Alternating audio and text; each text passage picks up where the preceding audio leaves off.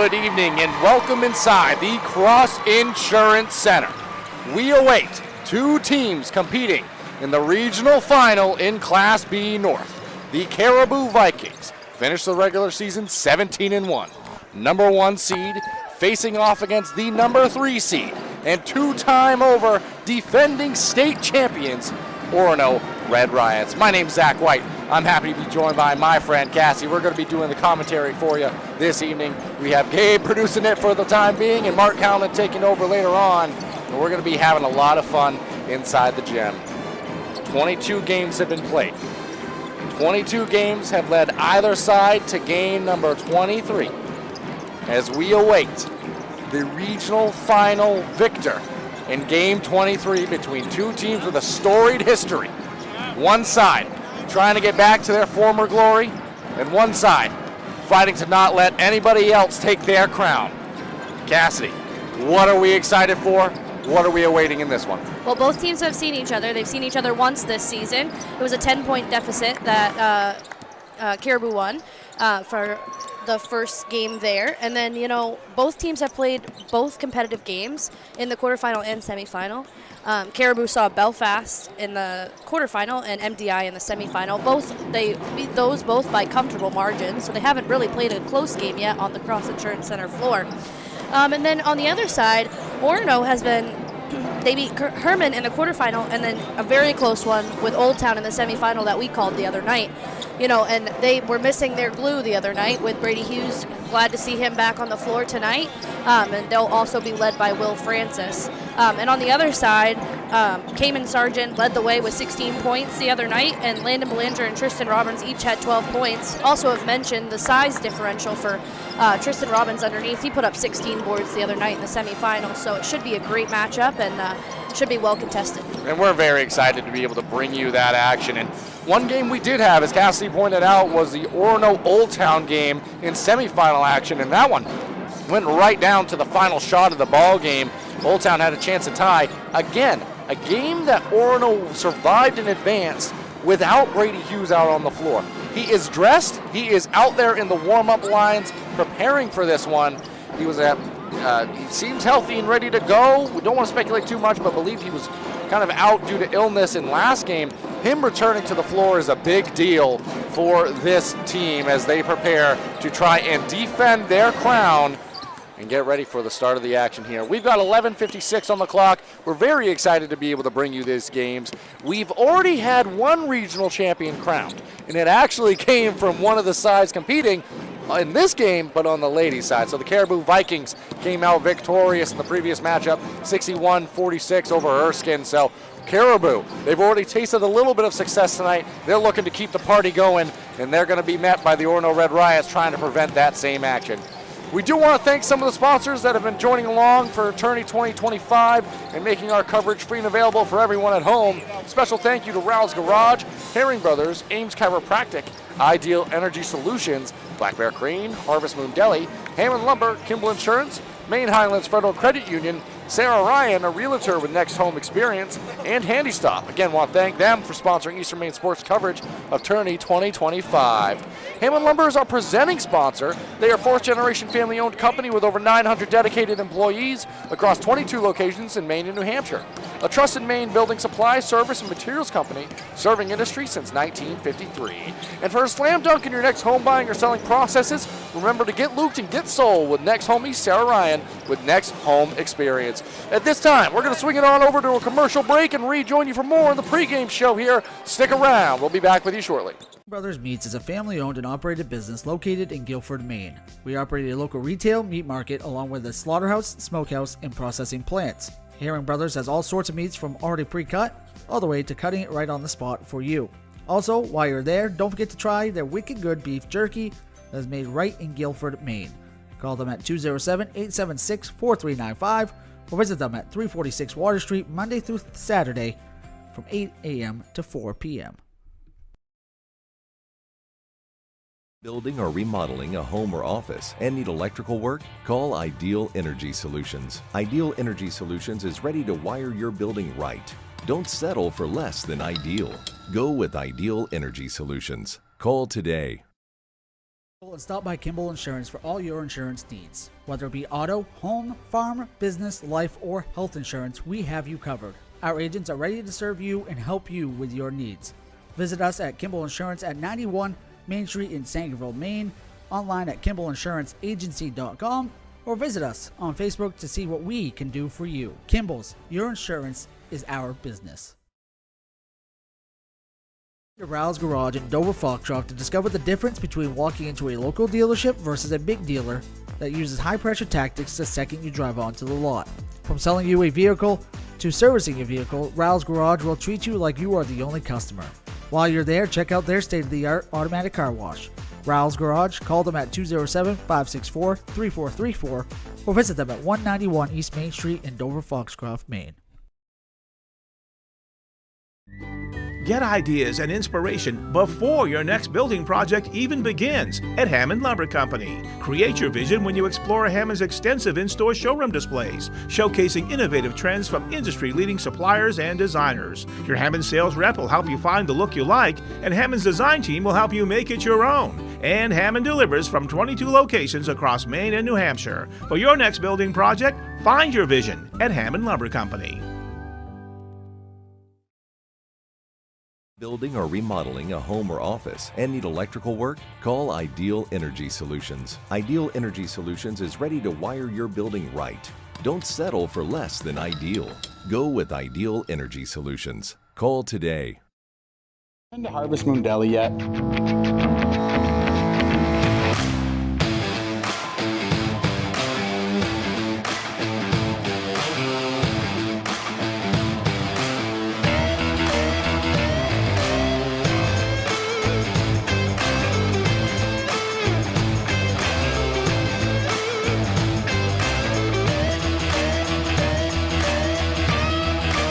See you down at the deli. My name's Rick Ames, and now we have an office in Dexter, which is what we consider our hometown now. We still have our office in Lincoln, and we're loving that.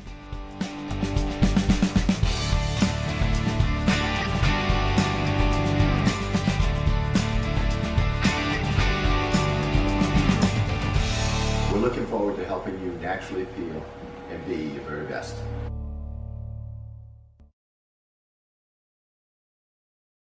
And stop by Kimball Insurance for all your insurance needs. Whether it be auto, home, farm, business, life, or health insurance, we have you covered. Our agents are ready to serve you and help you with your needs.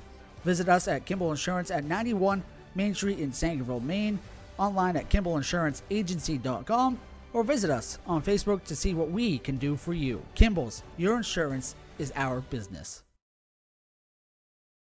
Brothers Meats is a family-owned and operated business located in Guilford, Maine. We operate a local retail meat market along with a slaughterhouse, smokehouse, and processing plants. Herring Brothers has all sorts of meats from already pre-cut all the way to cutting it right on the spot for you.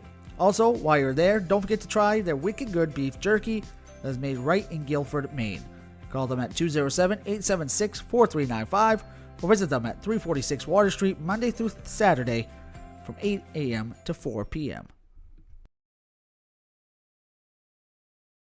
To Rouse Garage in Dover Foxcroft to discover the difference between walking into a local dealership versus a big dealer that uses high-pressure tactics the second you drive onto the lot. From selling you a vehicle to servicing a vehicle, Rouse Garage will treat you like you are the only customer. While you're there, check out their state-of-the-art automatic car wash. Rouse Garage, call them at 207-564-3434 or visit them at 191 East Main Street in Dover Foxcroft, Maine. My name's Rick Ames, and now we have an office in Dexter, which is what we consider our hometown now. We still have our office in Lincoln, and we're loving that.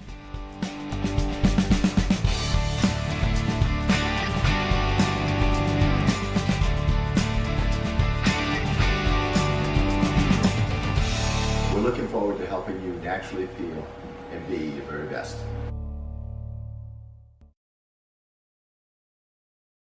Been to Harvest Moon Deli yet?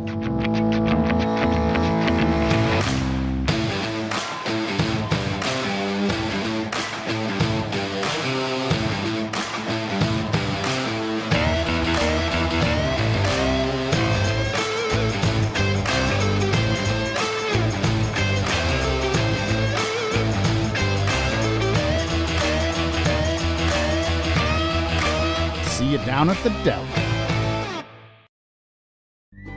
Get ideas and inspiration before your next building project even begins at Hammond Lumber Company. Create your vision when you explore Hammond's extensive in-store showroom displays, showcasing innovative trends from industry-leading suppliers and designers. Your Hammond sales rep will help you find the look you like, and Hammond's design team will help you make it your own. And Hammond delivers from 22 locations across Maine and New Hampshire. For your next building project, find your vision at Hammond Lumber Company.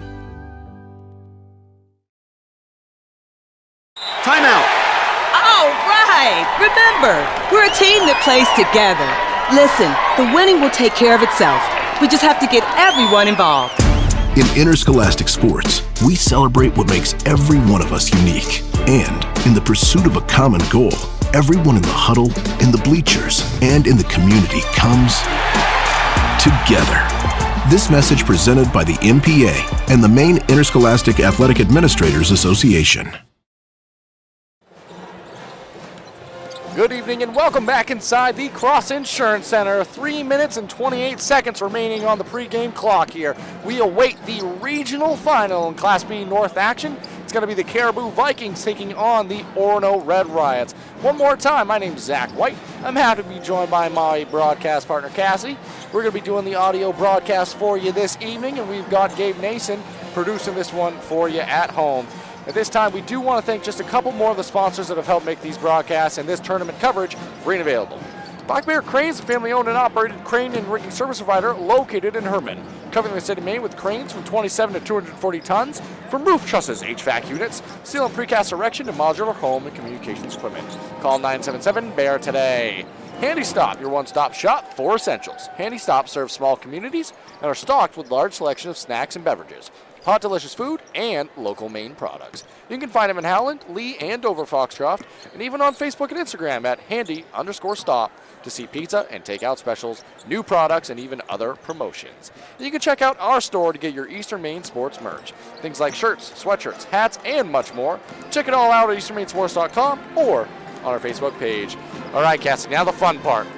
Both sides finishing up their warm-up routines. The Orono Red Riots already making the way over to the bench. Let's start with their side. Coming into this one, what do they have to do to defend their title, keep playing basketball, and advance and win this regional final? What do they need to do? I think it's going to be all about containing on the defensive side. We saw a lot of that in the Old Town game. They were able to contain the big players for Old Town, and they'll need to do the same here tonight. They'll need to contain Landon Belanger. They'll need to contain Tristan Robbins and Cayman Sargent also. They need to be on the big three for sure. And let's flip the coin now. Let's say, what do the Caribou Vikings have to do to return to their former glory and get the win out here? I'll give you one quote. You have to shut down Will Francis. He did everything for that team in the semifinal. You know, and Brady Hughes is back, which is key for them. But he was out with an illness. But he was in the quarterfinal. He had 22 points in the quarterfinal. So, you know, that's another big key thing is if they got to shut down both of those players tonight. Absolutely. It's going to be a lot of fun to watch, and we're excited to be able to bring you the action in our audio broadcast. In just a moment, they're going to go over to the public address announcer, and they're going to be able to bring the lineups for either side in their totality. So we're going to turn it on over to them. We'll rejoin you on the audio broadcast shortly.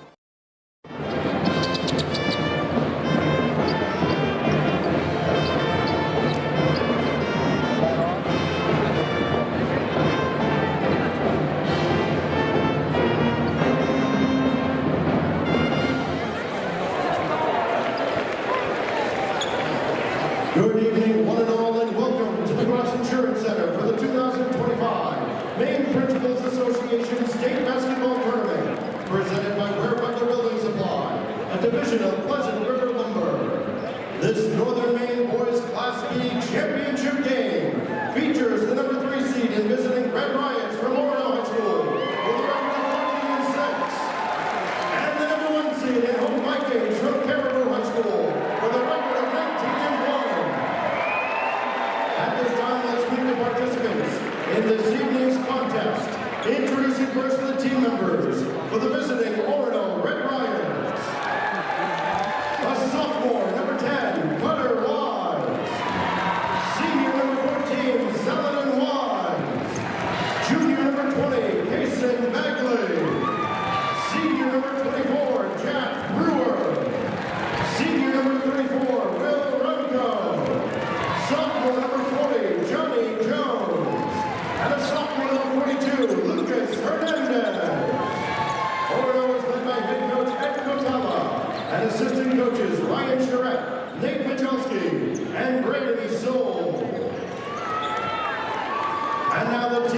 starters for the home Caribou Vikings. A freshman, number 0, Declan Miller. Sophomore, number 4, Max Morrow. Senior, number 10, Carlson St. Pierre. Senior, number 12, Andrew Gomez. Junior, number 15, Carson Richards. Freshman, number 20, Chandler St. Peter. Junior, number 24, Tyson Sargent. Junior, number 30, Dakota Trumley. And junior, number 33, Colby Willett. Caribou is led by head coach Kyle Corrigan and assistant coaches Ben Rosser, Dustin Gamboys, Sawyer Depre, and Parker Depre.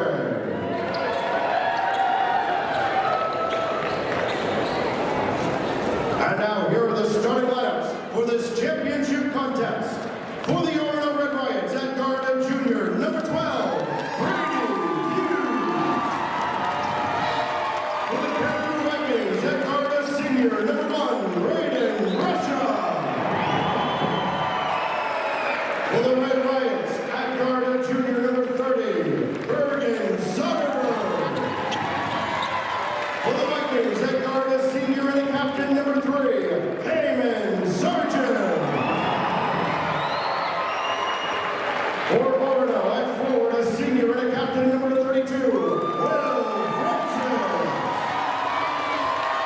For Caribou at guard and junior, number 5, Owen Corrigan.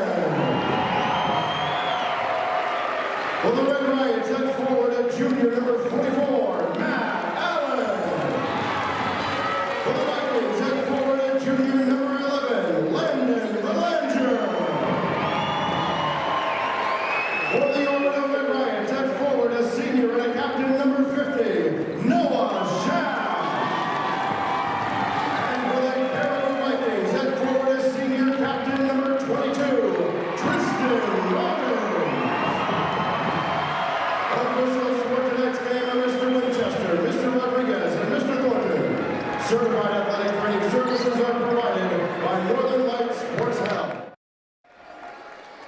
Welcome back here now. We've had the lineups. They did the national anthem before the first of the regional finals, so both sides returning to their huddles as we await the action. Again, so excited to be able to bring you this regional final basketball. Always a pleasure. It's going to be a lot of fun. We've already had one champion crowned tonight. The Caribou Vikings on the ladies' side came out victorious.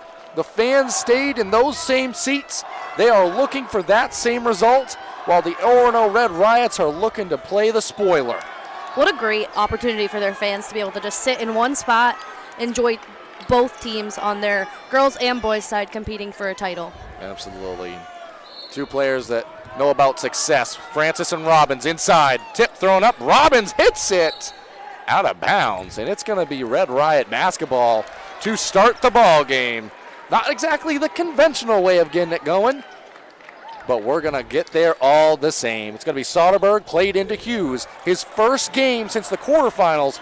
Look to see how his gas tank operates early. The dribble handoff to Soderberg. One more to Francis. Francis a key player in this one. Dumps it down low. Schaff looking to post up now. Good defense by the Vikings. Forces a pickup and a kick out. Swung around. Hughes defended well. No drive given. Francis calls for the screen. He gets it. Schaff, one more underneath, right back to him, tipped away. Robbins kept it alive on the far side. Did Belanger.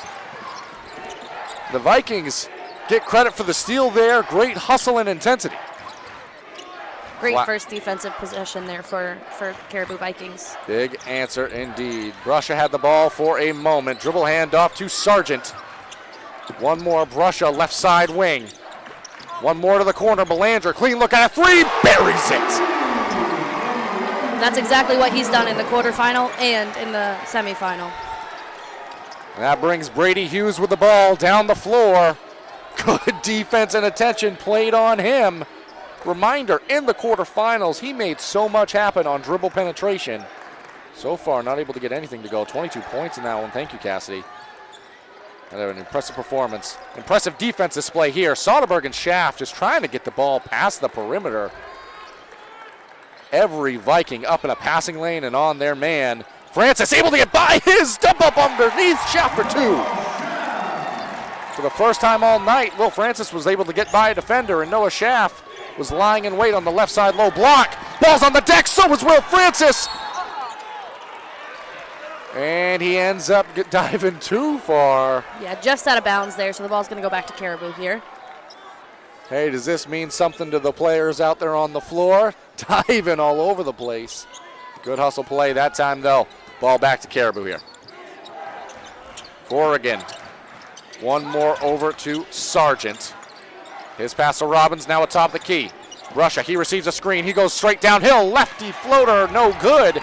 Taken away. Brady Hughes is running. Giving up. Will Francis. Pass underneath to Allen. Allen, up fake, goes up the second time and knocks it down. He's going to be rewarded with a trip to the free throw line as well. Good body control by Matt Allen there, Cassidy. Yeah, I do think that's going to be key for Orono coming down, is not allowing Caribou to get in that defensive set that they do, because they play really great perimeter defense. So getting them up quickly has really made a difference there.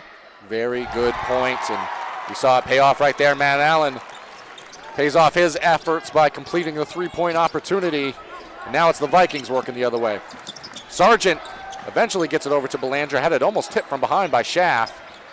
Resets the offense here. Now over to Robbins. Screen set. Passing along the perimeter, and a clean look from three for Corrigan.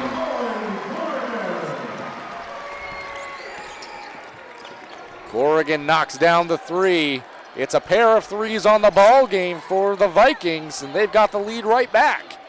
Francis, he wants a three of his own. Shot off the mark, batted around, ultimately taken away by Belanger and the Vikings. Corrigan, fresh off the three, goes downhill, tie up. Brady Hughes, great defense. Makes a difference on the floor when he's on the floor, for sure. Definitely makes an impact at both ends. That time, Owen Corrigan, right-hand drive right down the right side of the lane. Better defense by Hughes, able to get the tie-up. Played into Robbins off the inbound.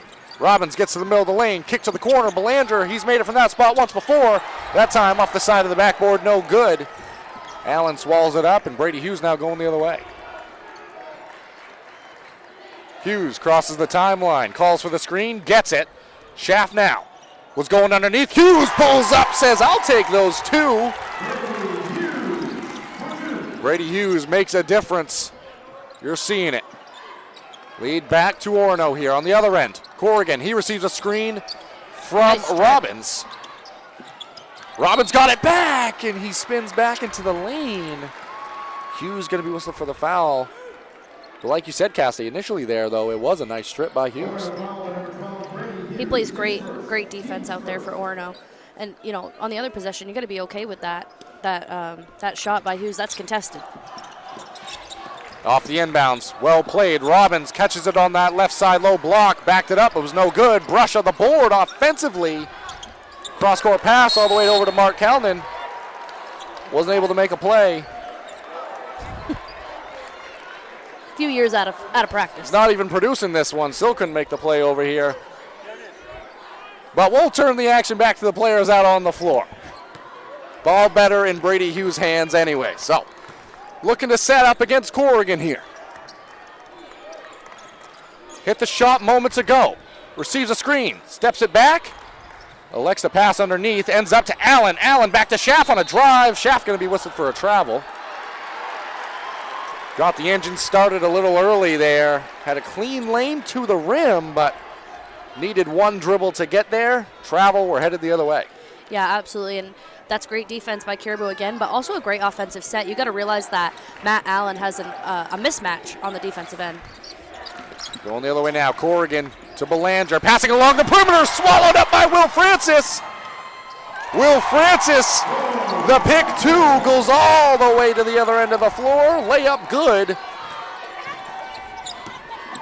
And on the other end, Francis tipped it on the driving hands of Robbins and tipped it off of his hands. Going the other way, Will Francis. Offense, defense don't matter. Will Francis showing up. That kid works hard every single day, every single possession. He's earned his team this position. Had a great game last time out. Continuing that effort on the floor. Dump off underneath to Matt Allen. Has Belanger on him. It's a matchup they're trying to exploit. Soderberg, his dump back to Allen, give and go basketball, and Matt Allen for 2. Allen has 5 early on here for the Red Riots.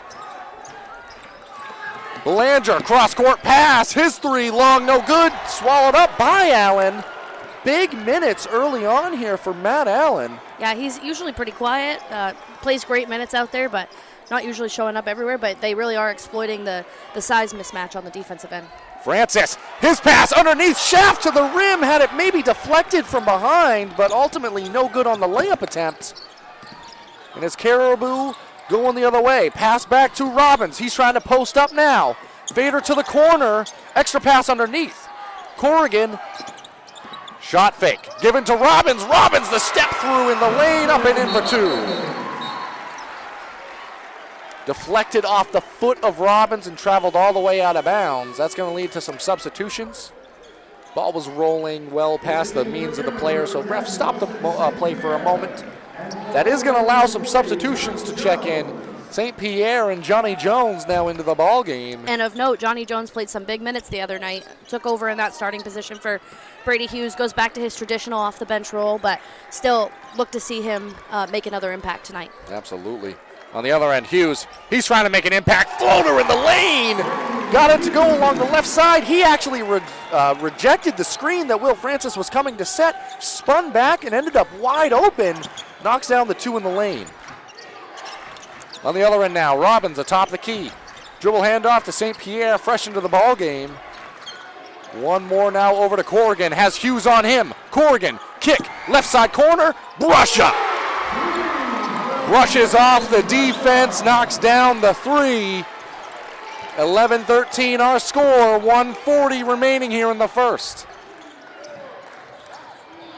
Hughes, dribble handoff, Soderberg, downhill, his floater off the mark, no good. Taken away by Corrigan, and now St. Pierre's running in transition. Shut off along the baseline by Johnny Jones. Corrigan receives a screen, Brusha. Off the mark from 3, rebound goes Corrigan. Off the mark from 3, battle underneath.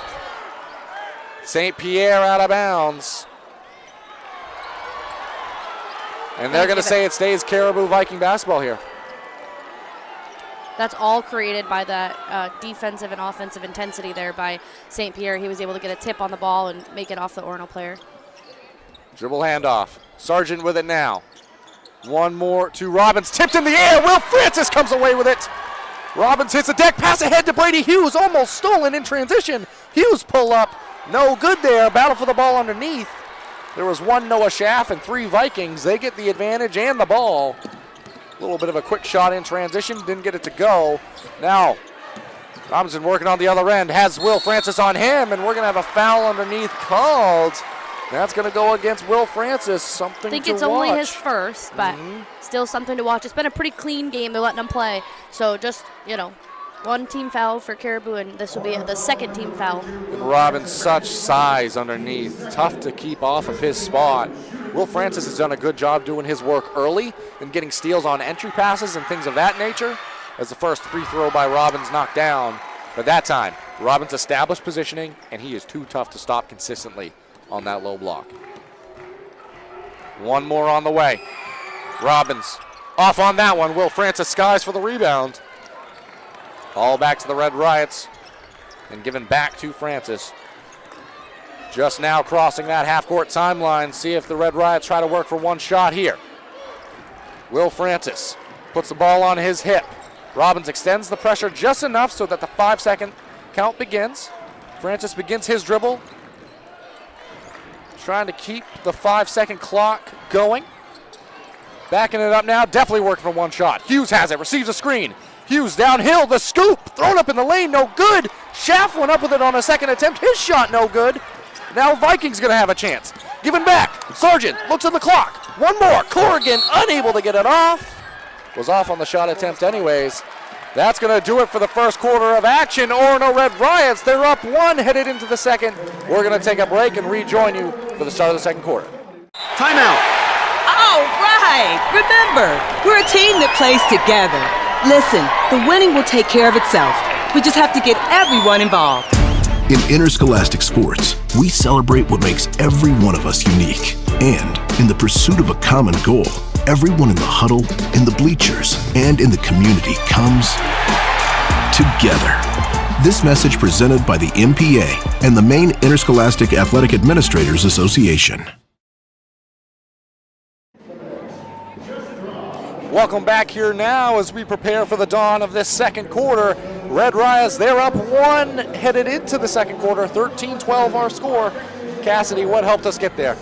You know, Matt Allen for Orono really led the way. He had 5 points, making an impact, 3 boards, really being a big presence in there. You know, I think it's pretty clear that, you know, Caribou knows who they need to shut down, right?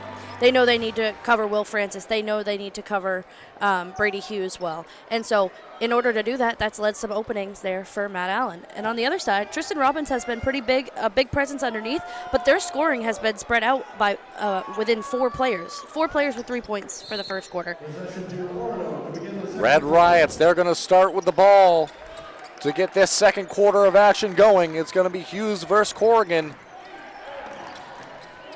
Hughes done a great job handling things at the point guard position. That time, almost taken away. And they're going to say it was deflected off Soderberg. So it is a turnover there. Soderberg went back door. Good active hands by the Vikings. A deflection. We're headed the other way.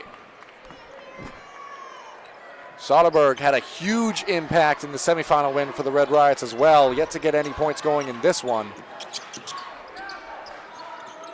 Looks to see if they can get him going. Dump off underneath now offensively for the Vikings. Kick back out. Sargent, one more to Robbins, going to work. Good defense here by the Red Riots. St. Pierre has it, gets a full head of steam. Shut off well by Matt Allen. Ball given back, shot from the elbow, off no good. Good box out inside by Johnny Jones. Yeah. That allowed Matt Allen to sky in for the board. Great action inside. Yeah, he really just kept St. Pierre right off the board there. Now the other way. Hughes, he's back and working with it. Dribble handoff to Johnny Jones. Jones gets a full head of steam, but shut off on the dribble drive. Kick to the left side corner. One more to Soderberg now. His drive, left side wing. Brusha all over him, and that time taken away on the outside pass. St. Pierre uncontested in transition, up and in for 2. Allen going to be doing the inbounding. Token pressure here by the Vikings. Hughes calls for the clear out. Hughes able to get by the defender. Pass over to the left side wing. Will Francis. 2 dribbles and a pull up equals 2 points for Will Francis.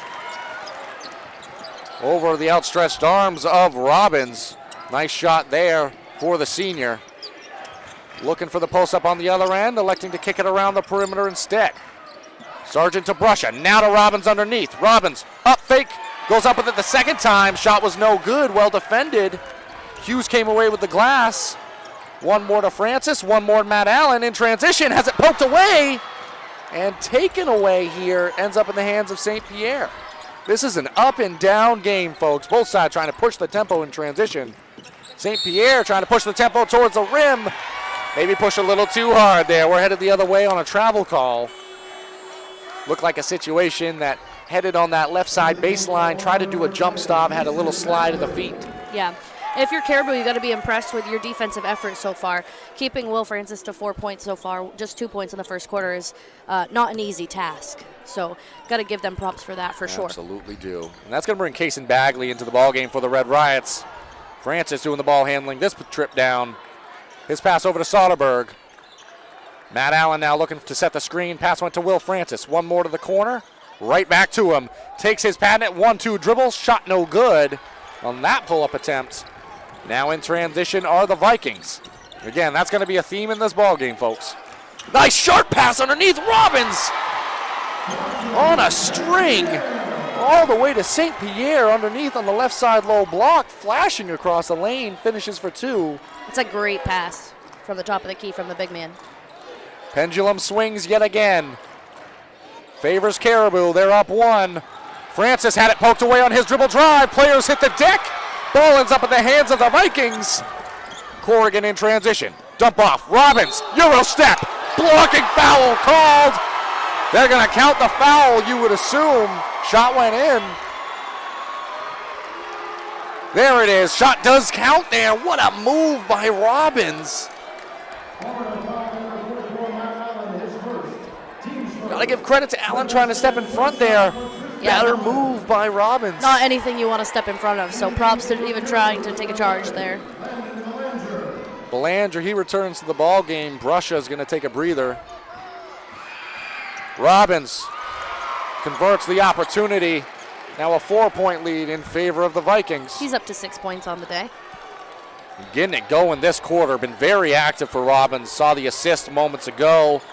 Now the 3-point opportunity there, and he's primarily guarding Will Francis on the other end of the floor. Screening Ashton. Soderberg had a clean look atop the key. Long no good. Swallowed up by Sargent. Sargent, uncontested on the left side wing, ends up in the arms of Robbins. He's going downhill, full head of steam. Got his own miss. Second shot no good. Will Francis, like a cannon, headed the other direction. Throwing it up in transition. That foul is going to come before the shot. Going to be taken out underneath the basket. I think that's what Orono needs, right? Just to continue to go back in transition. That's what we talked about in the beginning. Not allowing Caribou to set up in their defensive set is really how Orono's been most effective. And Will Francis going to get a blow here. He checks out with Noah Schaff and Brady Hughes returning. Also headed to the bench, Johnny Jones. I talked to Coach Ed at the Ed Kutala at the end of the last game, and he said he tries to promise a break in the second quarter. He said, well, I didn't do too well tonight. I got him 6 seconds, so we'll try to do better. Conversation between the official and Matt Allen here. I think Matt Allen has some blood on the arm, so they're going to give him a moment to get that cleaned up. I don't expect to see him get the whole 4 minutes off, but probably better than the 6 seconds he got in the last game. And this adds to it with the clock stopped and no action happening. Absolutely. Check back in. Ready to go. And now Matt Allen gets a wrap just around the wrist. He's returning to play here. Be interesting to see, like you said, Cassidy, just how long that breather is in this one.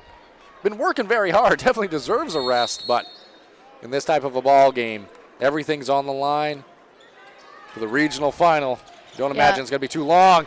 Didn't take long to find Schaff underneath the basket, wide open on the inbounds, but Robbins came over and disrupted the shot. No good on the layup attempt. On the other end now, working in transition. Pass to the right side corner, shot from three, no good. Bagley, or Belanger rather, my mistake. On the rebound initially, and then taken away by Bagley of the Red Riots. Now we're headed the other way. Hughes has it. Kick over to Matt Allen. Allen, dump out to Hughes. Hughes spins back in the lane, has a defender on him. Shot rolled around, no good. Pass ahead, Corrigan. Belanger unable to control it. And they're going to say it was tipped out of bounds off of a Red Riot. And Will Francis. Less than 1 minute in game time, but he probably got about 2 minutes total, 2.5 maybe, of a rest. So solid breather, probably more than he got. Yeah, he all got last 6 game. seconds. Yep, 6 seconds.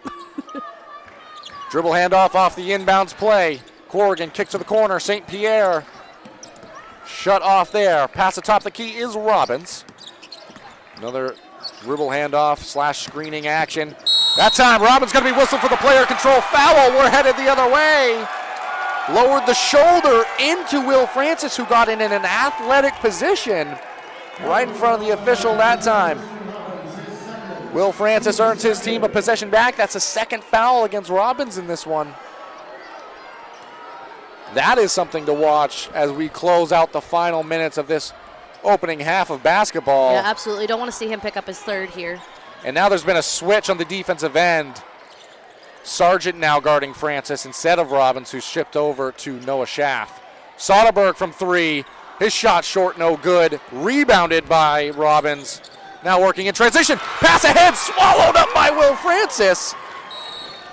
He went to the top floor there, and in transition, he's going to be whistled for the carry.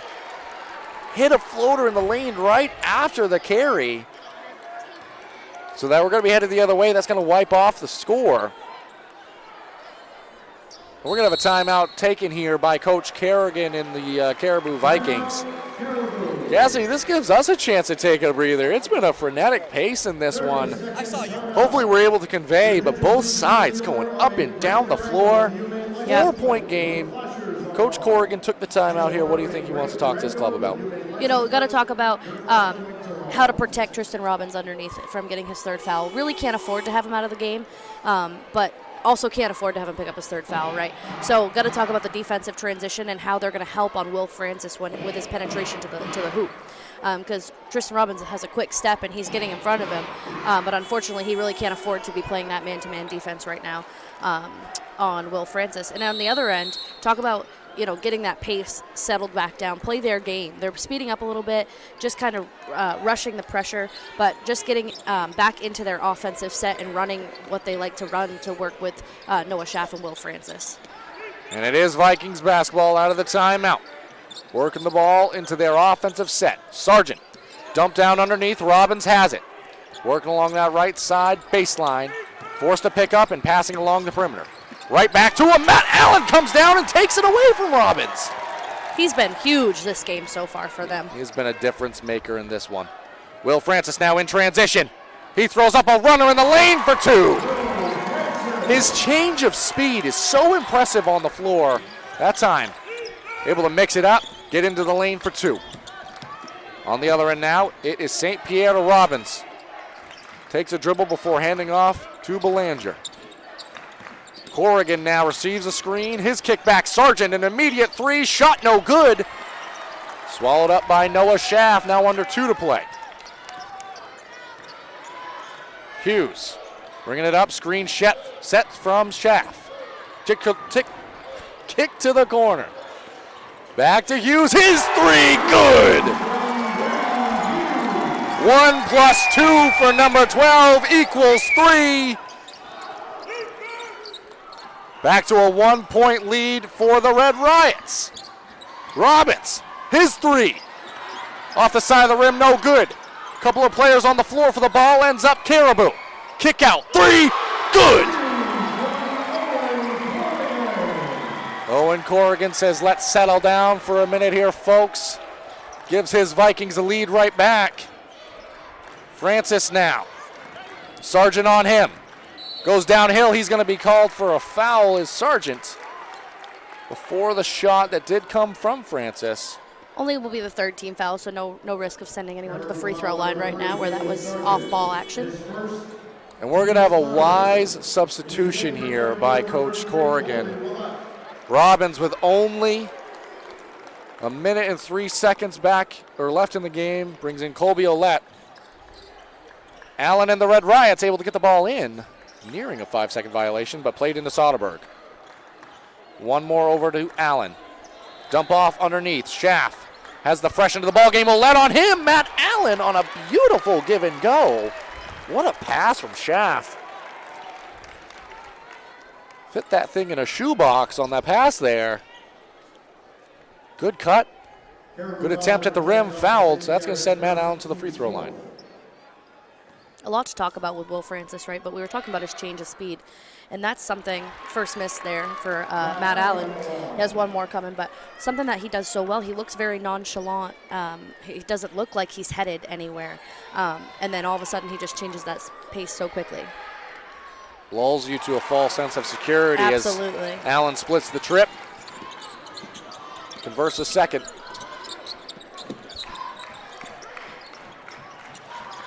Working along the perimeter now are the Vikings. Ouellette has it. Dribble handoff to St. Pierre. See if the Vikings try to work for one shot here. Sargent pulls it out. One more over to Belanger. Francis on him now with Robbins on the bench. Extra passing now. Taking some time off the clock. Belanger back to Sargent. Now under 20 left. Clock continues to move. Sargent calls for the offensive set. Now under 10 to play. Dribble handoff to Corrigan. Corrigan receives the ball back. Back cut for Belanger, up and in for two. Landon Belanger able to end the first half with a backdoor cut and a beautiful layup. And that's going to be how the first half comes to a close. Before we send it to a break, we do want to let you know about some of the amazing sponsors who have helped make these broadcasts free and available. Want to give a thank you to our presenting sponsor, Hammond Lumber. They are a fourth-generation family-owned company with over 900 dedicated employees across 22 locations in Maine and New Hampshire. A trusted Maine building supply, service, and materials company serving industry since 1953. And for a slam dunk in your next home buying or selling processes, remember to get looped and get sold with next homie Sarah Ryan with Next Home Experience. And Black Bear Cranes, a family-owned and operated crane and rigging service provider located in Herman, covering the state of Maine with cranes from 27 to 240 tons, from roof trusses, HVAC units, steel and precast erection, to modular home and communications equipment. Call 977-BEAR today. And with that, we're going to swing it on over to a commercial break. We'll have more coming up for you at the halftime program. Be back with you shortly. Brothers Meats is a family-owned and operated business located in Guilford, Maine. We operate a local retail meat market along with a slaughterhouse, smokehouse, and processing plants. Herring Brothers has all sorts of meats from already pre-cut all the way to cutting it right on the spot for you. Also, while you're there, don't forget to try their wicked good beef jerky that is made right in Guilford, Maine. Call them at 207-876-4395 or visit them at 346 Water Street Monday through Saturday from 8 a.m. to 4 p.m. And stop by Kimball Insurance for all your insurance needs. Whether it be auto, home, farm, business, life, or health insurance, we have you covered. Our agents are ready to serve you and help you with your needs. Visit us at Kimball Insurance at 91 Main Street in Sangerville, Maine, online at KimballInsuranceAgency.com, or visit us on Facebook to see what we can do for you. Kimball's, your insurance is our business.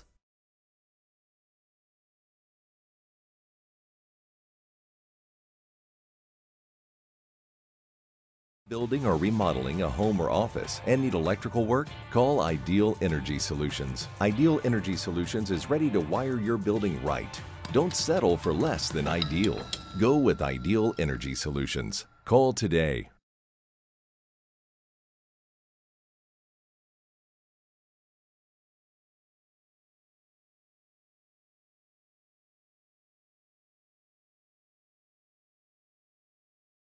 Rouse Garage in Dover Foxcroft to discover the difference between walking into a local dealership versus a big dealer that uses high-pressure tactics the second you drive onto the lot. From selling you a vehicle to servicing a vehicle, Rouse Garage will treat you like you are the only customer. While you're there, check out their state-of-the-art automatic car wash. Rouse Garage, call them at 207-564-3434 or visit them at 191 East Main Street in Dover Foxcroft, Maine. Get ideas and inspiration before your next building project even begins at Hammond Lumber Company. Create your vision when you explore Hammond's extensive in-store showroom displays, showcasing innovative trends from industry-leading suppliers and designers. Your Hammond sales rep will help you find the look you like, and Hammond's design team will help you make it your own. And Hammond delivers from 22 locations across Maine and New Hampshire. For your next building project, find your vision at Hammond Lumber Company. Been to Harvest Moon Deli yet?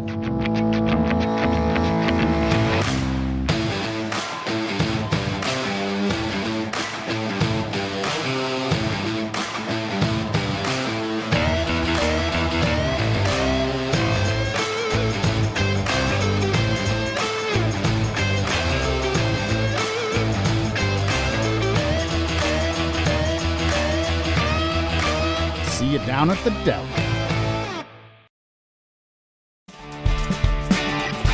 My name is Rick Ames, and now we have an office in Dexter, which is what we consider our hometown now. We still have our office in Lincoln, and we're loving that.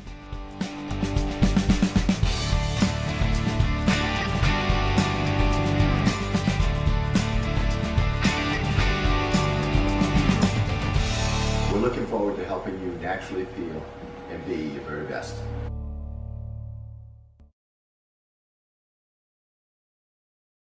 Timeout! All right! Remember, we're a team that plays together. Listen, the winning will take care of itself. We just have to get everyone involved. In interscholastic sports, we celebrate what makes every one of us unique. And in the pursuit of a common goal, everyone in the huddle, in the bleachers, and in the community comes together. This message presented by the MPA and the Maine Interscholastic Athletic Administrators Association. Welcome back here, and thank you for rejoining us on the halftime show. 5 minutes still remaining on the halftime clock. Again, we want to thank you for joining us. We want to thank all the sponsors that have helped make these broadcasts free and available. I want to say thank you to Handy Stop, your one-stop shop for essentials. Handy Stop serves small communities and are stocked with a large selection of snacks and beverages, hot, delicious food, and local Maine products. You can find them in Howland, Lee, and Dover Foxcroft. You can even find them on Facebook and Instagram at handy_stop to see pizza, takeout specials, new products, and other promotions. And you can check out our store, Eastern Maine Sports merch, things like shirts, sweatshirts, hats, and much more. Check it all out at easternmainsports.com or on our Facebook page. And in general, I just want to thank everyone that's helped make this coverage free and available. Rouse Garage, Herring Brothers, Ames Chiropractic, Ideal Energy Solutions, Black Bear Crane, Harvest Moon Deli, presenting sponsor Hammond Lumber, Kimball Insurance, Maine Highlands Federal Credit Union, Sarah Ryan, a realtor with Next Home Experience, and Handy Stop. Again, thank you to all for sponsoring Eastern Maine Sports coverage of Tourney 2025. So, Cassidy, let's return to that first half of play. 24-21. The pendulum went back and forth multiple times there in the first half. But let's start with the team on top so far in this one, the Caribou Vikings. How did they get there? What did they do to be effective there in the first half?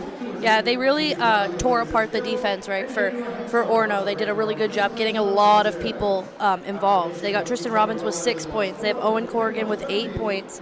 They have a couple, Landon Belanger has 5 points. And then they have a couple other players with some points, too. So, you're talking about 1, 2, 3, 4, 5 players in the scoring column. That's huge, because that means Orono can't take any possessions off, right? They got to play everybody scoring for them. They got to play it just that way.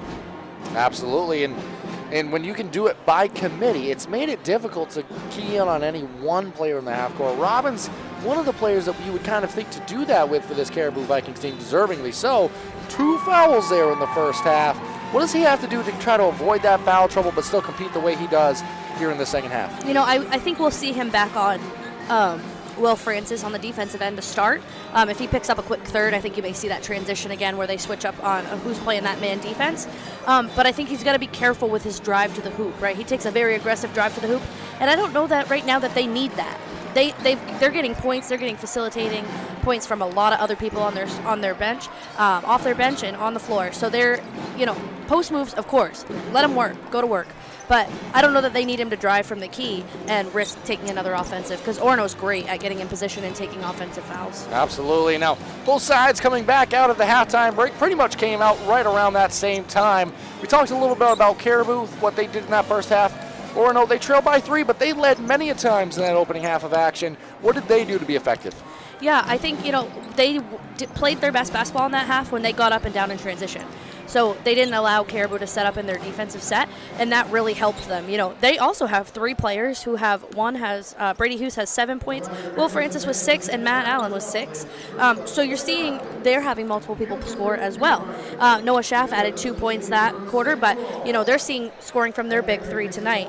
I think, getting in transition, getting up and down the floor like they do best, and switching transition from Brady Hughes being the primary dribble and ball handler helps sometimes when they switch off and let Will Francis do it, because that pulls a big man out of the post and have to play him square up, which allows them to get some points as well. Absolutely good points brought up there, Cassidy. And something to mention as well, Bergen Soderberg held scoreless in the opening half of action. Not something that I'm sure has happened many times this season. Yeah, he's definitely got to get involved in the second half here. And I think, he's gotten a couple of clean looks. They just haven't fallen yet. He is usually ice from money from out there.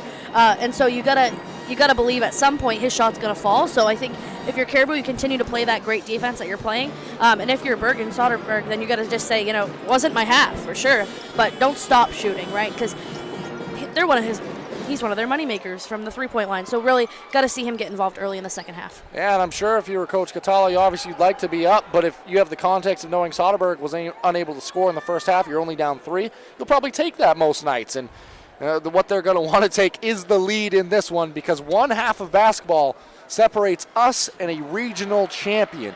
Reminder for anyone joining late, we've already had one regional champion here tonight, and it came the way of the Caribou Vikings on the ladies' side. I mentioned it at the beginning of the broadcast, but those fans are still out here and they're still hungry for one more. And they are one half of basketball away from having 2 regional champions tonight. Orono trying to say not today. This year is still our year, and trying to get back trying to that get state championship. The 4th regional championship in a row. And on the other end, we have the Vikings starting off with the basketball as they get this second half underway. Passing it along the perimeter, Sargent. Robbins has it atop the key. Pacing the offense here. Patient offensive set. Robbins, shot fake on the 3. Sets a screen now. Brusha, 1 more to Robbins. Clean opportunity just inside the arc. His shot long, no good. Matt Allen the rebound. Nice patient possession, unable to get the score to go. Hughes now. Trying to get by Corrigan. Well defended there. Forced a dribble handoff.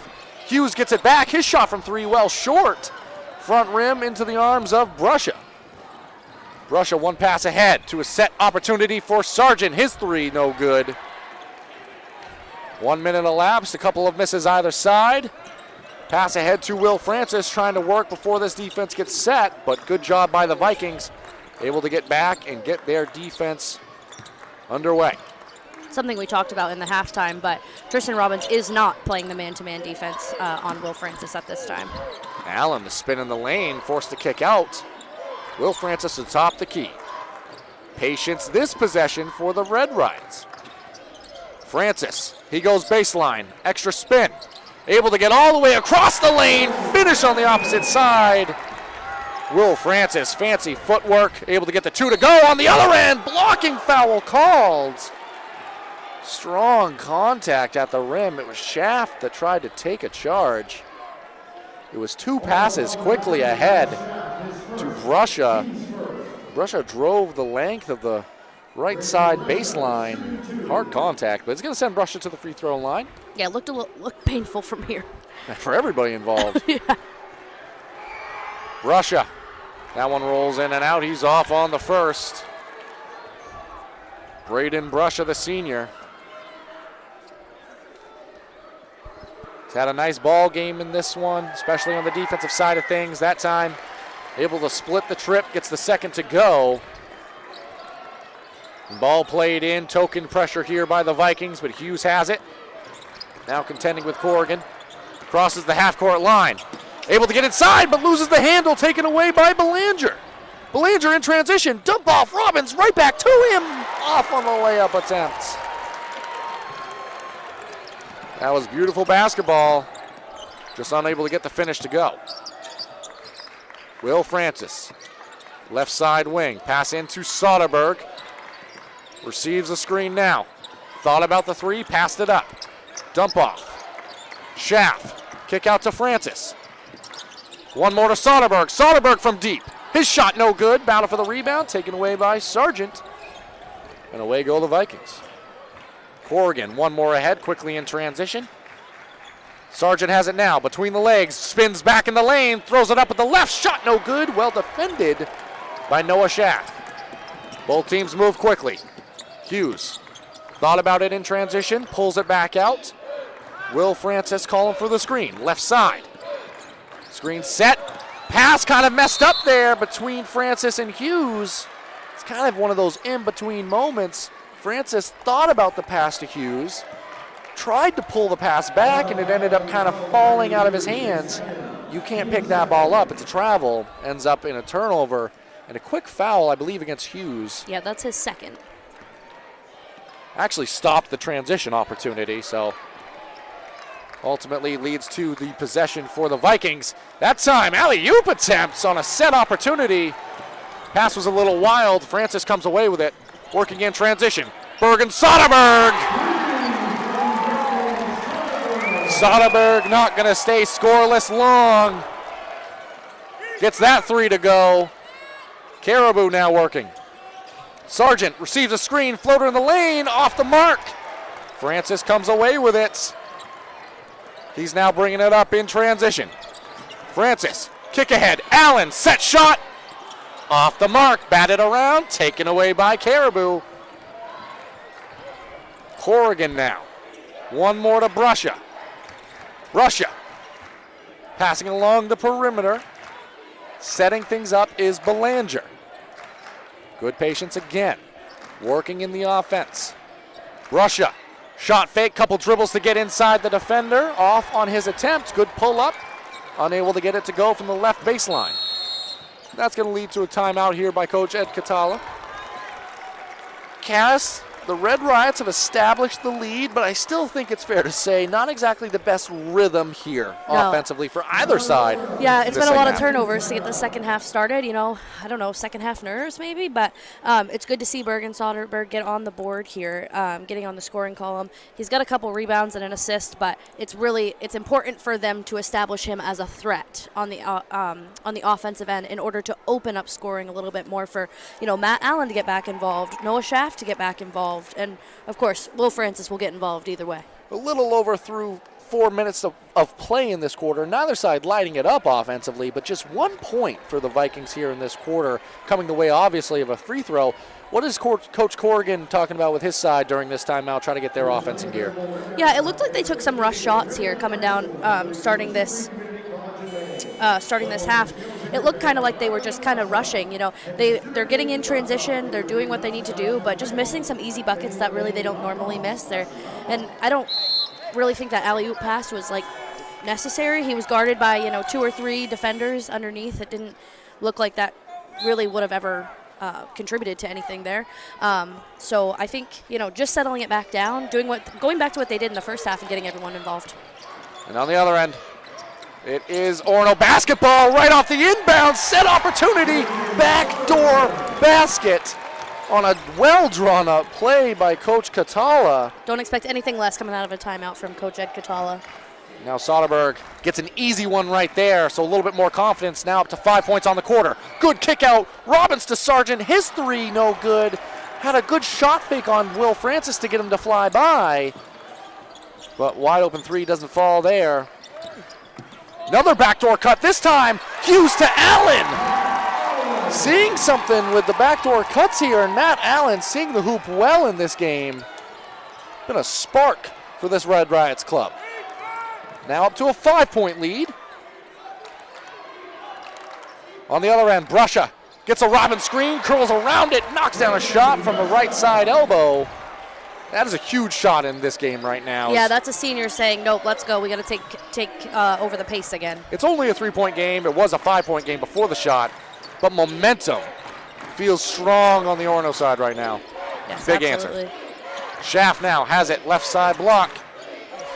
Picks up his dribble, forced to kick it out. Tipped through the hands of, they're going to say it was never touched. And that's going to be just a pass in general out of play. Ball back to the Vikings. I think Hughes thought it was tipped, Cass. He was letting that one travel out of play, thinking it was tipped, but ball stays hard to tell from here, but it looked like it could have been tipped as well. Poor official kid, was right there. So. Yeah, poor kid on the sideline waiting to come in just about got tackled over there. He had to do a dipsy-do to get out of the way of that one, but he'll take it because ball back to the Vikings here. And St. Pierre into the ball game.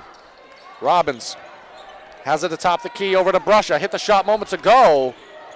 Trying to get that same action. Screen was set, but passed out of it instead of taking the shot. Robbins double teamed along the baseline. Pass underneath. We're going to have a 3-second violation whistled against Robbins. That time, Francis had him from behind. Matt Allen came down for the double team, and it kind of threw Robbins off there. Yeah, he just kind of set up house there. After he made that pass, he didn't really move. He just kind of stayed set in the paint, and of course that draws that 3-second call. And this time, token pressure, full court by the Vikings. Soderberg ended up with it. Over to Hughes now, able to get it across the timeline.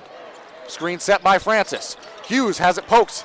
Stays with it, keeps possession. Soderberg, he hit a three from that exact spot. That time, hits the rim twice and rolls out. Robbins comes away with it. Quick pass ahead to Sargent. Sargent, dump underneath to Robbins. Robbins, full head of steam, going to work. Let the big man eat. Robbins gets 2. Good finish inside. That gets the Caribou Vikings on their feet. On the other end now, Bergen Soderberg gets into the lane, throws it up, no good. Short, Schaff the rebound. His shot turned away.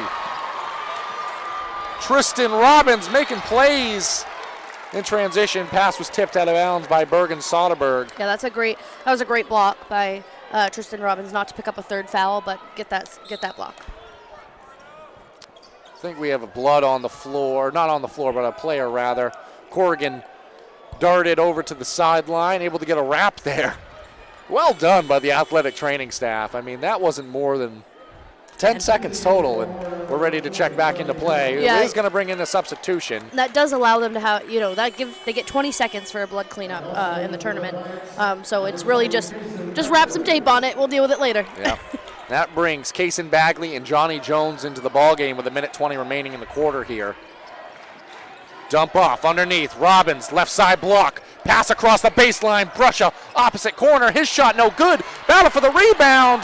Robbins and Francis going to war right there for that ball, and it ends up in the hands of Brady Hughes. He gets across the timeline, guarded well by Corrigan. Kaysen Bagley now has it. Picks up the dribble. Given up to Jones. Will Francis darts to the basketball. Calls for the screen. Schaff sets it. Strong screen. We're going to have a player control foul on the screen. The initial screen was okay, but after the contact was made and the play, after Will Francis had used the screen and come off of it, Noah Schaff kind of tilted his hips just a little bit, and that created a second bump, and that's where that offensive call came from. Didn't seem to have the feet quite set enough there. I think there's blood on the floor. Official going to take care of it real quick. Maybe not blood, maybe just sweat, actually, because blood, they typically need to get out the gloves, and it becomes more of a thing. So official just wants to make play fair and make sure nobody's going to suffer a slip on the court. Love to see that, and Robbins comes over to help with the shoes. So sweat cleaned up.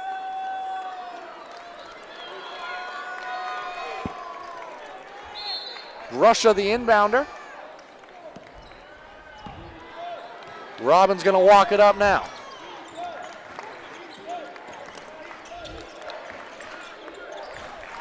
Dribble handoff now. Sargent dump underneath to Robbins. Ball on the floor. 3 players on the floor. Hughes comes away with it. Hughes, good control there. Had 3 Vikings on him. That was crazy. He just dribbled through like 3 or 4 players all at one time. St. Pierre whistled for the foul.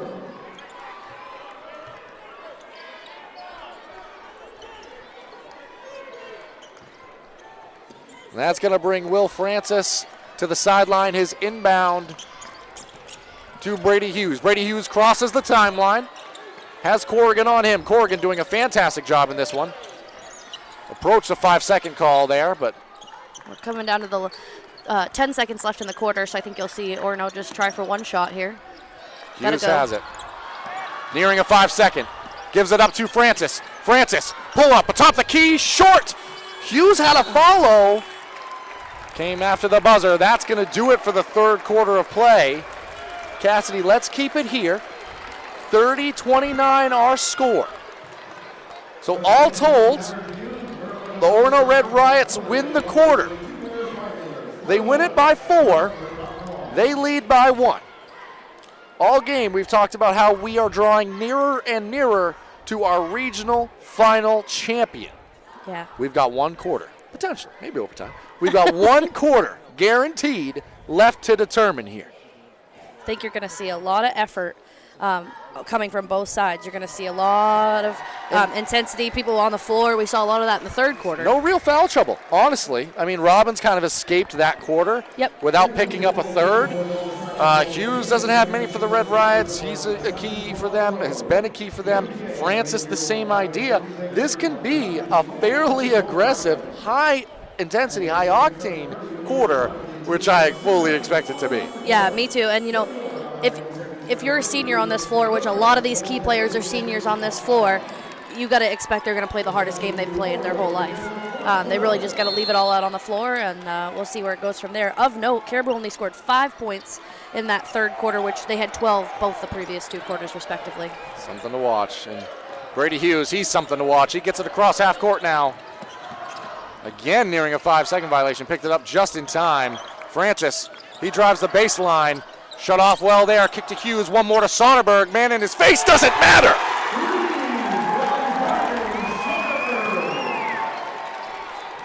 Looking at a defender don't matter when all you see is buckets if you're Bergen Soderberg. 29-33 our score.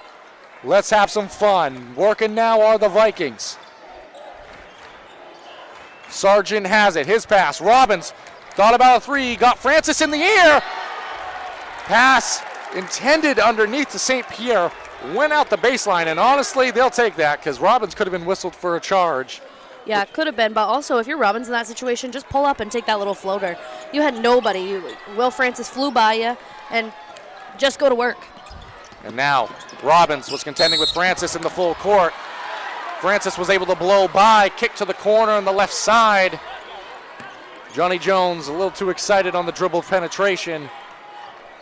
Got the engine started a little bit early there. Travel, we're headed the other way. Sargent has it. Dribble handoff to St. Pierre. Over to Belanger. Quieter night for Belanger here, especially later into this ball game. Dump underneath. St. Pierre, skies above. Shot no good at the rim.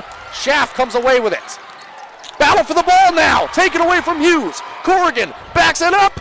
Shot from three, no good. Tap rebound by Robbins. Belanger underneath. 2 points. Give Robbins the assist there.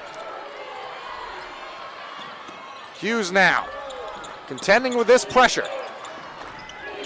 Corrigan draped all over him, well defended. Soderberg, pull up, foul line, rolls off.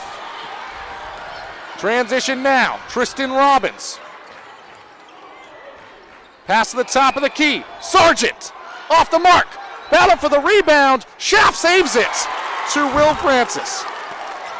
The Cardinal sin in the game of basketball is saving the ball underneath your basket. We have a flopping foul or flopping violation called.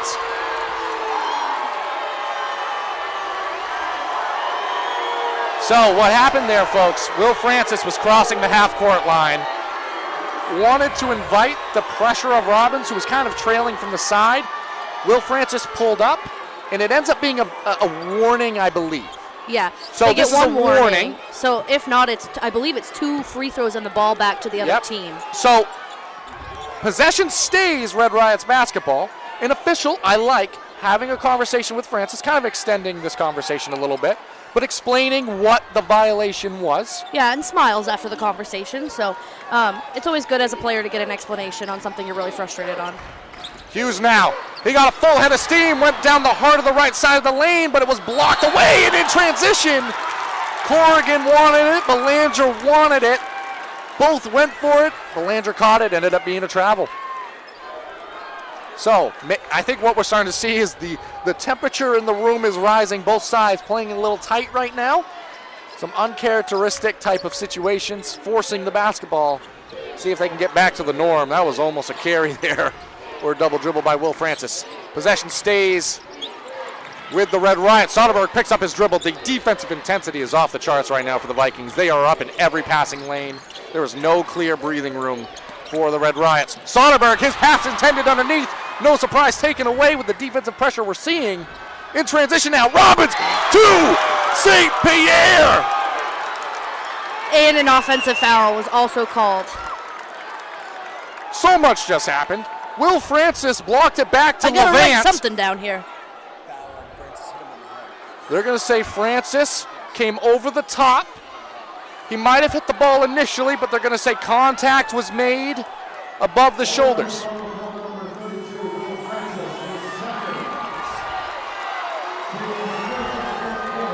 On the other side, too, Robbins did head down the heart of the lane. I think the officials are going to have a conversation because there was a second call. One of the officials had the signal for the offensive foul, so I'm not exactly sure what's going to happen here, but they're talking about it because that might be the third foul on Tristan Robbins also. And, folks, we understand that you can't see the action, so we're trying to digest it the best we can. It's going to be free throws. Officials came together for a conversation. And no offensive foul, so just that one call on Will Francis after the block. To make it short, beautiful pass by Robbins underneath to St. Pierre. Foul against Will Francis sends St. Pierre to the line. Off on the first.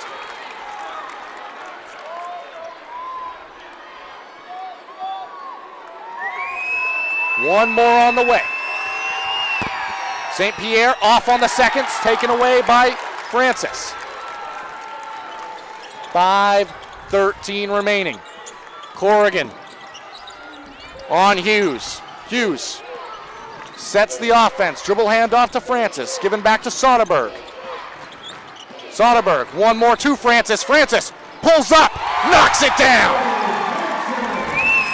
Clutch. Will Francis defending against Robbins. Robbins tried to force it underneath. It was the right idea, Cass, just maybe a little too early. Yeah, and here's where you see some of that, I would almost say the experience coming in for Orono. They've been in this position so many times, and we're going to have a timeout here. I believe Coach Corrigan took that timeout for Caribou. And, you know, some of these Orono players have played in this position before, and I just think those unforced turnovers being, Orono took that timeout. But Caribou just hasn't really been in this position in a few years. None of these players, their last regional final was in 2020. So none of these four-year players have been in this position before. So you got to imagine that some of those unforced turnovers come from the nerves and the anxiety coming from the end of the game here. And that's definitely a play that Robbins can make. Just sometimes the game of basketball is such a game of margins. In that time, just off by a hair.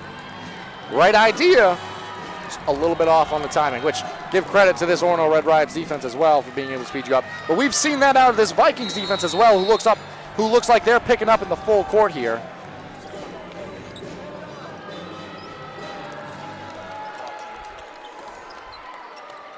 Hughes has it now. Working in the full court. It was token pressure. Corrigan all over Hughes. Matt Allen now with it. Has Sargent on him. Allen spins back. Gives it up to Will Francis. Francis calling for the screen. The switch now, Sargent on him. Pass atop the key. Patience on display here for the Red Riots. Hughes spins into the lane, spins back, dump off to Soderberg. Soderberg, runner in the lane, 2. Time off the clock, 2 points on the board. Timeout, Coach Corrigan. And let's talk about Bergen Soderberg. He's had 0 points in the first half, and he's up to 10 points here in the second half. If anybody's been key for them, it's been him. 4:11 remaining. There's been a lot, especially late into this ball game. Coach Corrigan, the one that called this timeout. Cassidy, what do you think that he wants to talk about with his unit, his team? What's he drawing up? He's going to have to drop a play for them to settle down a little bit. Also, better defense, right? Whoever's on Bergen Soderberg needs to know that he's a shooter, right? So you got to play good square man defense, but when he puts the ball on the floor, he's very capable of getting into the lane. That's where a couple of his points have come from. So just kind of settling it down, and I think, here, just getting back to what they were doing, right? Feeding Tristan Robbins, feeding Landon Belanger, feeding Owen Corrigan, the people who scored in the first half that really helped them kind of establish to be right in this game. 37-31. 4:11 remaining. 4:11 potentially separating us and a regional champion. Red Riots fighting to make it happen again. Back to back to back, potentially. Caribou looking to make it a party in the county. What a party it would be. Played in. Robbins, low block, kick. Corrigan thought about the 3, puts it on the deck. Save that from a travel. Good job by Corrigan. Robbins underneath, full head of steam, 2. That's exactly what they need. And on the other end, knocked out of the hands of Hughes by Corrigan. This full court pressure starting to create some havoc here. 4-point game given up to Will Francis, going to have Robbins on him. Taken away! Robbins takes it away from Francis. Blocking foul called against Francis. That's going to send Robbins to the free throw line. Second foul of the quarter for Francis. That's his 3rd total. 3:40 remaining. I would say the next minute and a half to 2 minutes becomes critical for Will Francis. cannot pick up a fourth. Yeah, absolutely. They're going to need him to stay with 3 because if we get down to it and need to foul, if we get into a free throw shooting competition here, we'll need him to be without 4 fouls. Robbins steps up to the line, calm, cool, collected. The big man knocked down the first.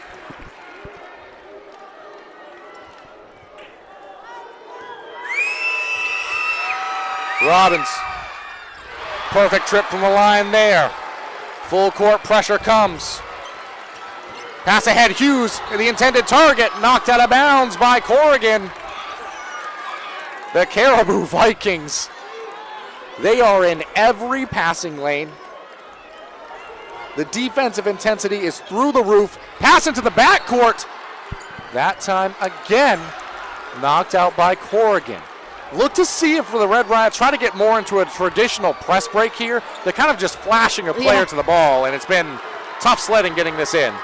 Yeah, it's not really working right now. They need to just run a press breaker and barely able to get it in. Does to Hughes. That was dangerous territory, but ball played in. Double team comes. Hughes sees it.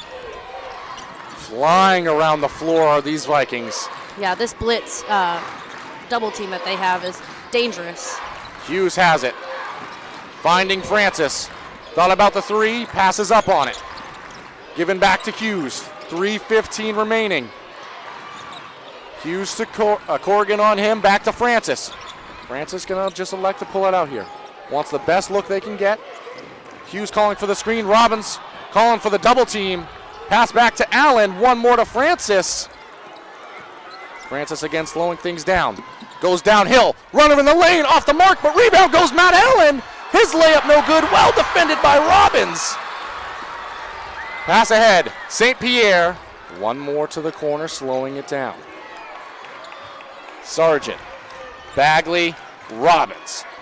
Right side wing. Clear lane to the rim. Spins back. Francis the 3 fouls. Gets him in the air. Kick out. Sargent. One more to Robbins atop the key. Bang!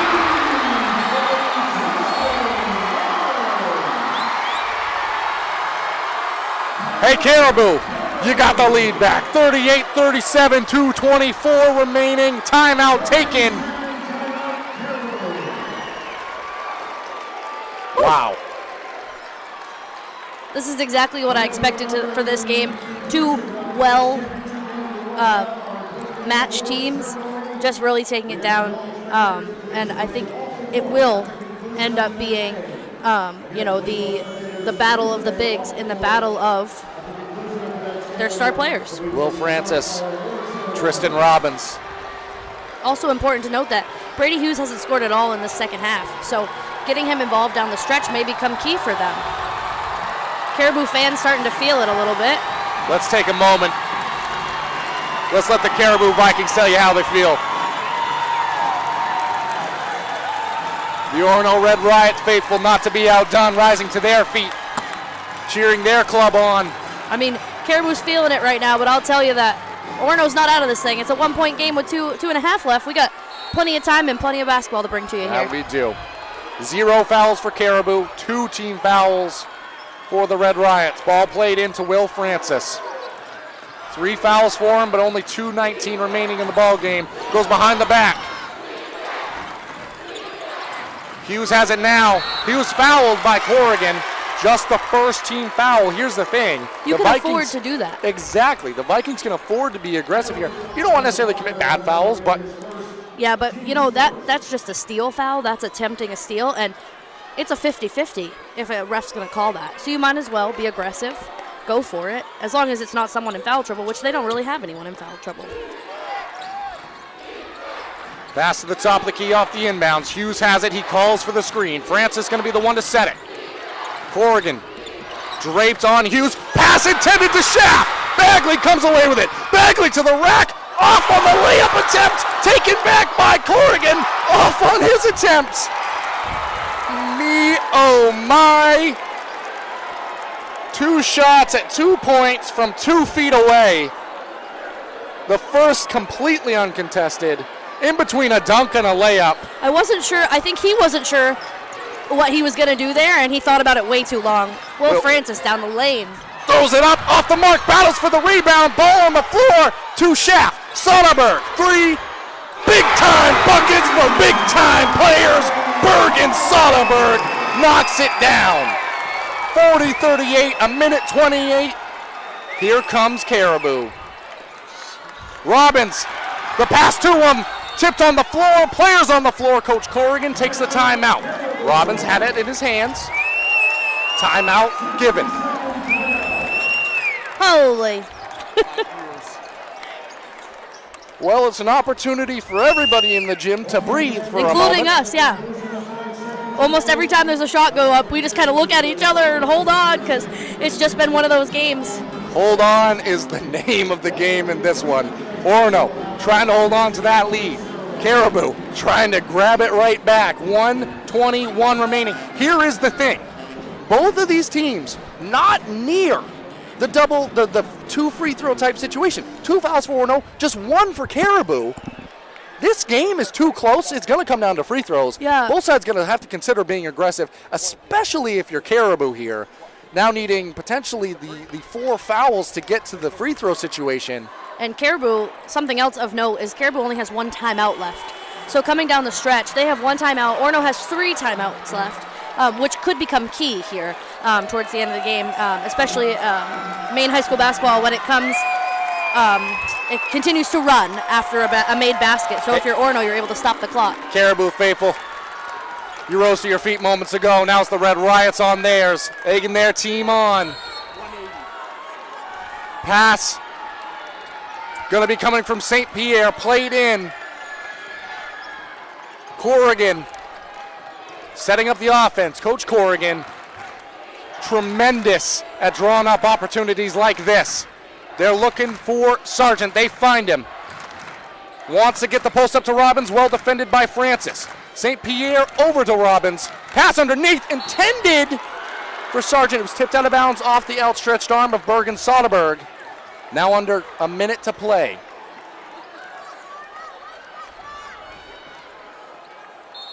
Played in. That's a foul against Will Francis on the inbounds. That's number 4. Here's the thing. That's a big call. Is Will Francis going to be the one that remains guarding Tristan Robinson now with 4 fouls and a minute left to play in regulation? Keep in mind, this is a 1-score game. We could be seeing extra play. Dump off underneath. Francis can't really contest that shot of Robbins. Robbins goes up over him for 2. That shot was made because of the acumen of Tristan Robbins and the fact Will Francis can't tightly defend it. Soderberg has it. We are tied. Dribble picked up. Travel called. We're headed the other way. The pendulum swinging back and forth. Tristan Robbins calling for his fans to get loud and cheer them on. Tie game. It's going to be Caribou's possession coming out of the timeout. Timeout taken by Coach Catala. 2 remaining to the Caribou Vikings 1. Here's the thing. With this much time left in the game, you could potentially tell your unit we're working for either a layup or 1 shot. We have a timeout. If we get in trouble, we need to try to take it to preserve possession. But if you don't have to, you can wind this clock down and get a set opportunity potentially as well. Now, 41 seconds is still a lot of time. Yeah, absolutely. Anything can happen within that. It is not any type of guarantee that you can even hold the ball that long. Not with the defensive intensity. You know, turnovers are a lot of times in big games like this, you see a lot of turnovers when you're trying to hold the ball. What Orono decides to do defensively here is going to tell me a lot about what Caribou decides to do. If Will Francis stays on Robbins, that's where the ball is going, because Will Francis is an amazing defender, incredibly gifted athletically, but he cannot risk that 5th and disqualifying foul, and he is guarding Robbins. I'll tell you what, we're going to see a Tristan Robbins post-up situation at some point. If they can get it to him, that's a different story. It does look like the Vikings are going to work for 1 shot. They have 3 players spread across the half-court timeline. They want 1. 20 seconds have already come off the clock. Corrigan, dribble handoff to Sargent. Working a 3-player game at the half-court line, not looking to score yet. Robbins gives it over to Sargent. Now let's get the offense in gear. Give them their opportunity set. Dribble handoff. St. Pierre. Robbins has it left side elbow. Bagley goes behind the back. Backs him down. Throws it up. Foul called. 0.5 seconds on the clock.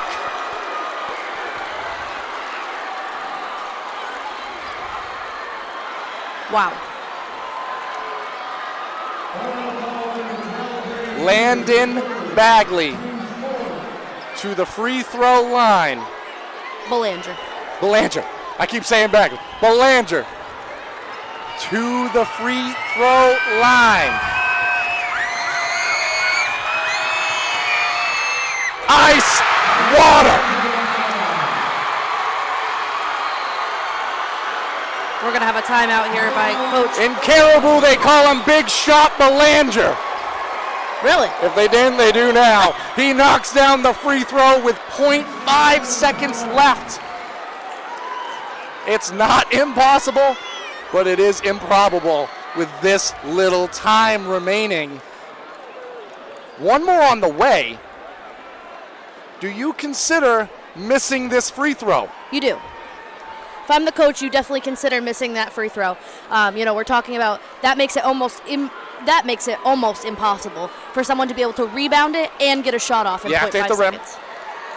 Orono does have a timeout. The second that ball's played in the air, and here's the thing, Caribou can be ultra aggressive. They only have one team foul. Yeah. They can just say, we're pinning they're going to take players off the line. I don't agree with that necessarily. But again, you don't want to foul a shooter. Belanger to the free throw line. We await the broadcast to return before we return to the charity stripe.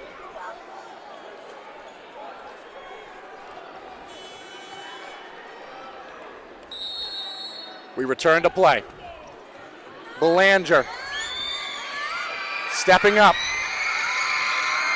taking aim. Off on the free throw, Will Francis. Will Francis from the opposite free throw line hits the side of the rim, no good. It don't get closer. Hey Caribou, I heard there's a party in the county and you're invited. A regional championship sweep. Congratulations to the Caribou Vikings as Francis and Robbins exchanging pleasantries. Great show of sportsmanship. Wow. 41-40 and an instant classic. The Caribou Vikings. None bigger than Tristan Robbins here at the end of the stretch. Back in the state final. Winners of the regional final. What a joy to be able to bring you that game.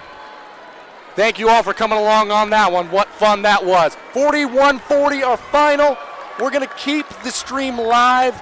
You'll hear the announcements, and our team's going to rush over. We're going to be talking to some players after this one, so stick around on our socials. Be ready to watch some coverage and some great interviews from some tremendous athletes. Again, thank you so much for joining us. Stick around to hear the presentations of the regional championships.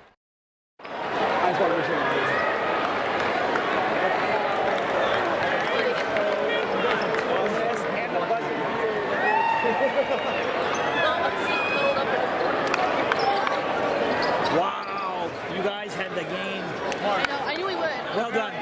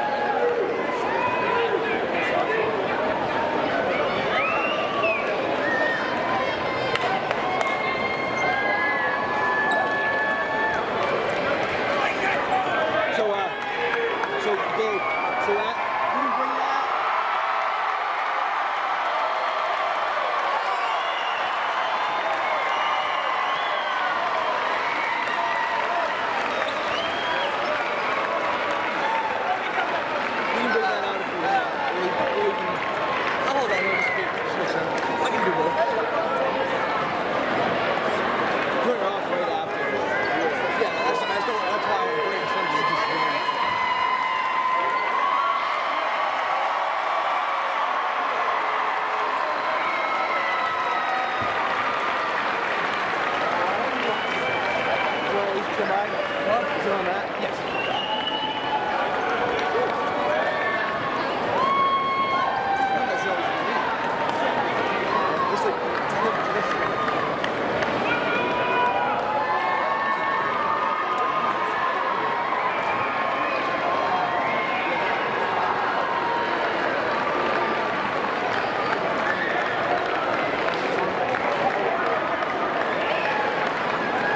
On behalf of the Maine Principals Association and Ware Butler Building Supply and Division of Pleasant River Lumber, we want to congratulate both teams on their excellent play and sportsmanship in the tournament and in tonight's regional championship game. As you think back to your season and the good times with your teammates, coaches, families, and friends, we hope that the memories of the 2025 tournament will last you a lifetime. Please take with you a pride in your efforts on the court and in the classroom. You've represented yourselves, your school, and your communities extremely well. Representing the Maine Principals Association are Matt Rossignol, Athletic Administrator at Van Buren District School, and Rick Sinclair, Athletic Administrator at Herman High School. And representing Ware Butler Building Supply is Stillwater Store Manager Matt Roy. To begin the award presentation, we would ask Head Coach Ed Cotala of Orono High School and his assistant coaches Ryan Charette, Nate Michalski, and Braden Soule to come forward to assist with the presentation of awards.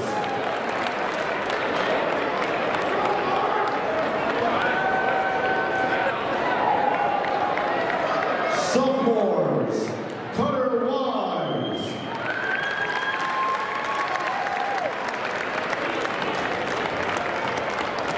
Johnny Jones.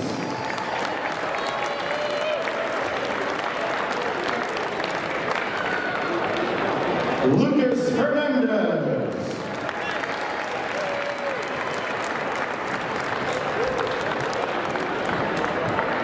Juniors, Brady Hughes.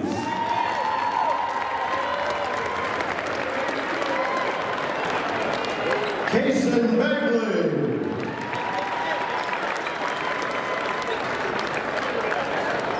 Bergen Soderberg. Matt Allen.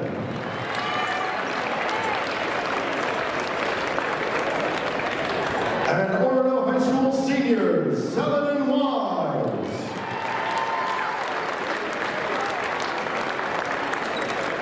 Jack Brewer.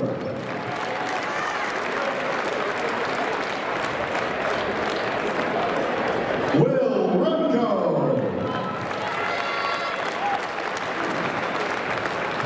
Senior Captain Noah Schaff.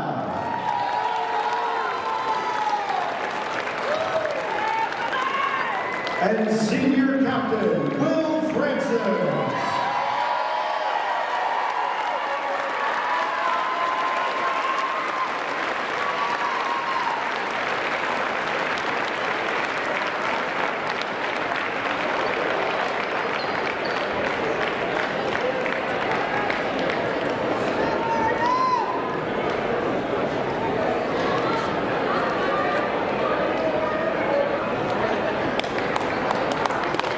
And now would team captains please come forward. On behalf of the Maine Principals Association and Ware Butler Building Supply, it is our pleasure to present the runner-up plaque for the 2025 Maine Class B North Boys Regional Basketball Championships to Orono High School. Congratulations!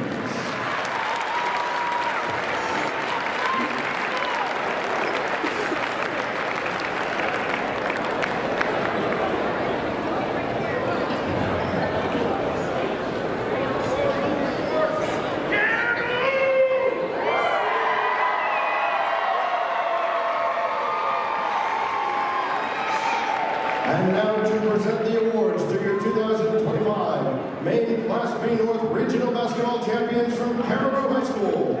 We would ask head coach Kyle Corrigan and assistant coaches Ben Rosser, Austin Gamboys, Parker Depre, and Sawyer Depre to come forward to assist with the presentation of awards. Senior managers, Caleb Kukla.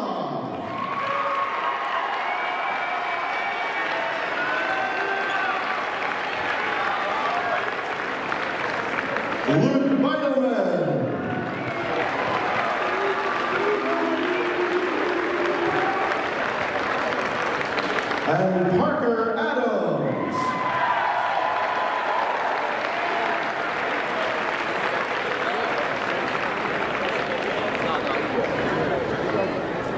Team personnel, freshman Declan Miller.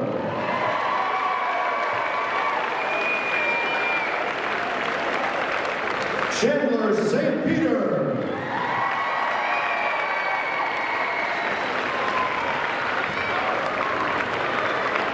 Sophomore Max Morrow.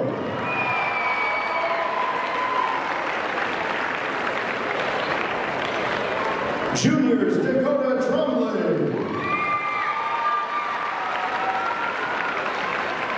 Carson Richards.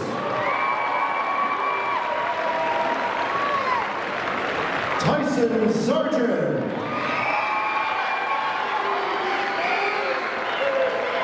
Colby Willett.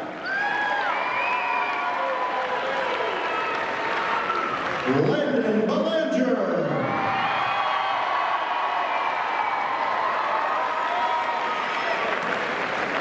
Owen Corrigan.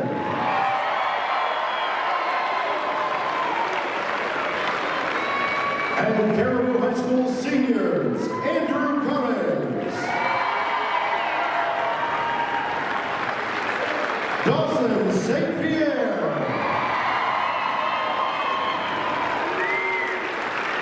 Braden Brescia.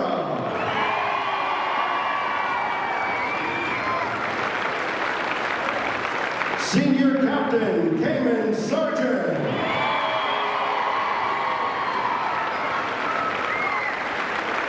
And Senior Captain Tristan Robbins.